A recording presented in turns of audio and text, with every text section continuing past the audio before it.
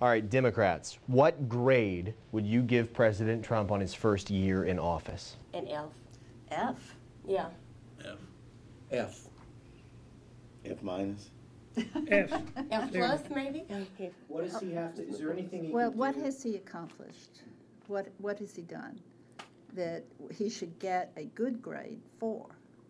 There's been no major You have- agenda passed since he's been Is in that office. changed? We You can guys- start there. You guys have different philosophies than he does or his supporters do. Had he passed healthcare reform, had he passed his healthcare bill, repealed Obamacare, should tax reform go through? Should any of these big agenda, make America great again items happen? Does that grade change, or is it?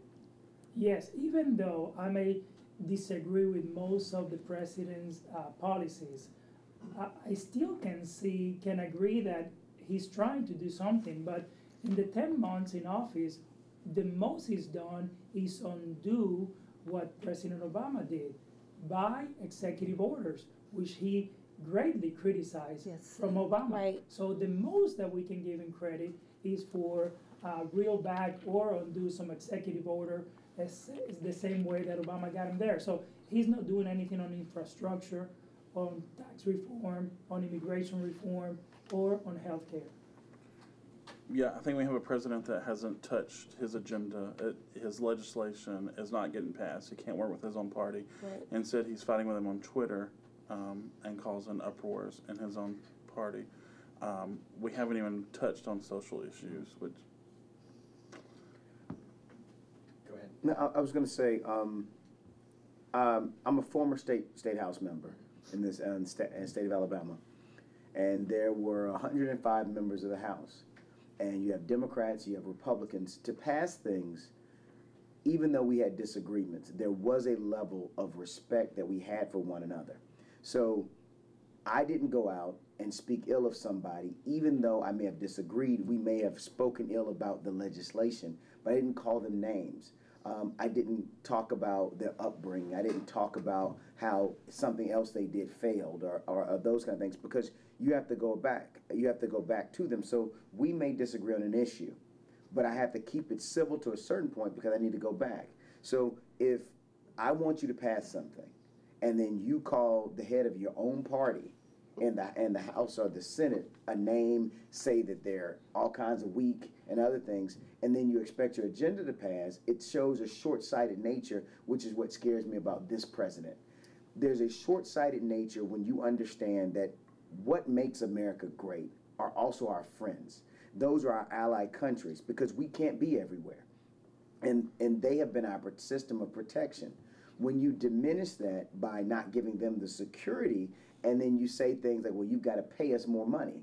Well, that sounds great in a business, but there are a lot of things that we just don't understand that are happening in other countries. There are a lot of things that we have to support because they're our first line of defense.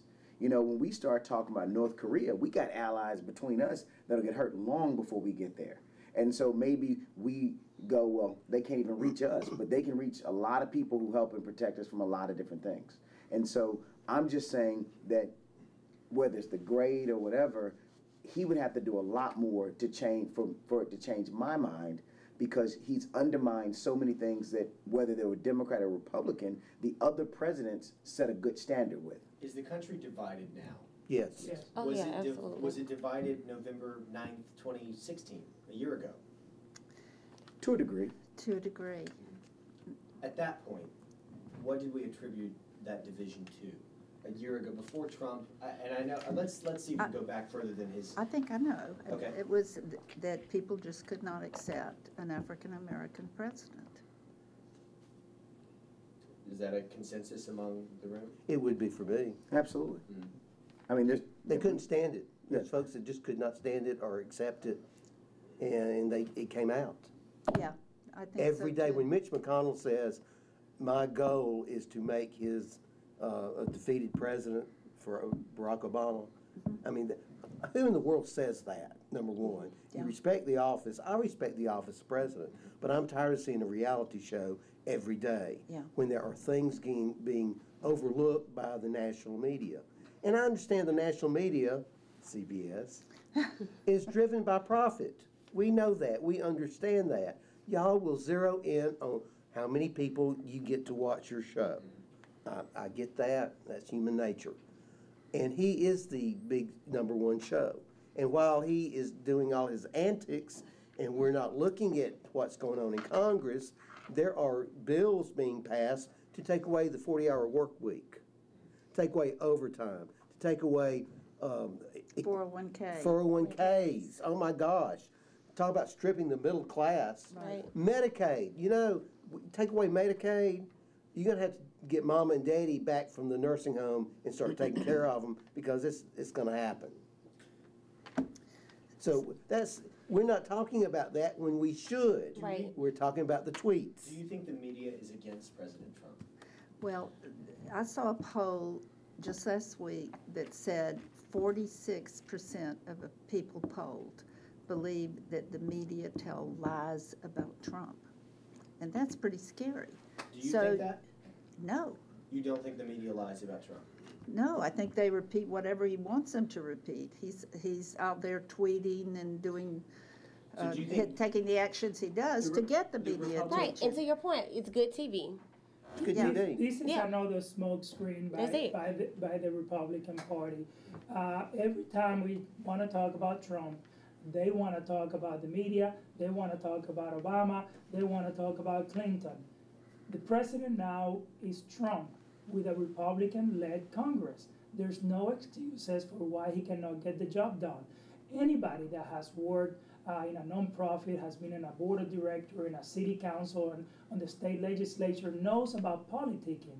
The main thing about being a politician is to build consensus outside the room, so Right. that when we need to vote inside this room, we all vote as a block. He has not been able to capture his own party to vote with him, and he's a failure so far. He has nothing. Think about it. He has no platform that will unite us, that will bring us together. They have nothing. They have no platform. They want to untax the wealthy and call it a middle class tax. They want to stop immigration by building a wall. On and on and on. Their brand is not that good. We have a great brand. We just didn't have a good messenger. If I told you that You we're going to disagree beam with this into the White House and he's going to hear what you're saying, or if I told you his attention span may not be that long, so he's going to hear 10 seconds of this whole thing. If we went around the room, we'll start with you, Freddie. If we went around the room and said, you can tell the president one thing, what would it be?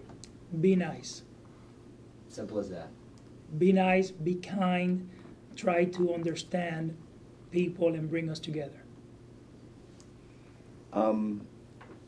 I would say understand the differences are what make us stronger.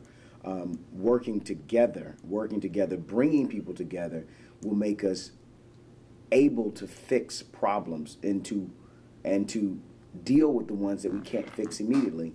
But dividing us just makes us all weak, because we may win right now because we're divided, or you may win right now because we're divided, but there's going to be something where you need us together, and you won't be able to bring us back.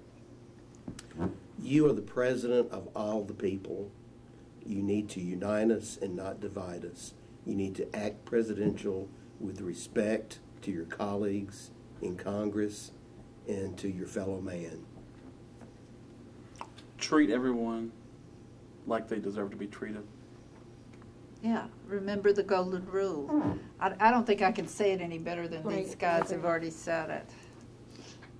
Yeah, I just echo what my colleagues said here. It's better to unite the American people versus leaving us all divided.